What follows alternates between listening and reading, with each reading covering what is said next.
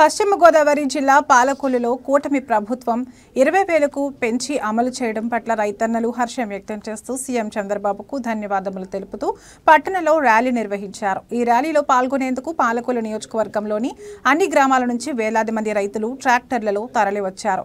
సుమారు 4 కిలోమీటర్ల పొడవున సాగిన ర్యాలీలో మంత్రి నిమ్మల రామానాయుడు స్వయంగా ట్రాక్టర్ నడిపారు.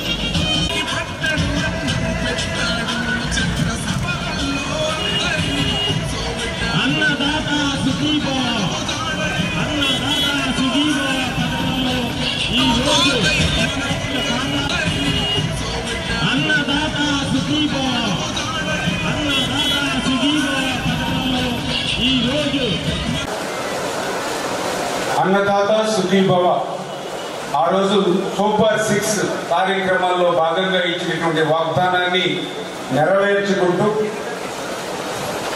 ప్రతి రైతుకి కూడా 20,000 రూపాయల పెట్టుబడి సాయంగా కేంద్ర ప్రభుత్వంతో కలిసి అన్నదాత సుఖీభవ కార్యక్రమాన్ని అమలు చేస్తామనేటువంటి మేనిఫెస్టోలో ఇచ్చిన కార్యక్రమంలో భాగంగా మరి ఈరోజు 2,000 రూపాయలు కేంద్ర ప్రభుత్వం, 5,000 రూపాయలు రాష్ట్ర ప్రభుత్వం, 7,000 రూపాయలు ప్రభుత్వం నుంచి ఈరోజు మరి రైతాంగానికి సంబంధించినటువంటి అకౌంట్లో జమ చేస్తున్నామనే విషయాన్ని ముందుగా మీ అందరికీ కూడా తెలియజేసుకుంటూ ఉన్నాం.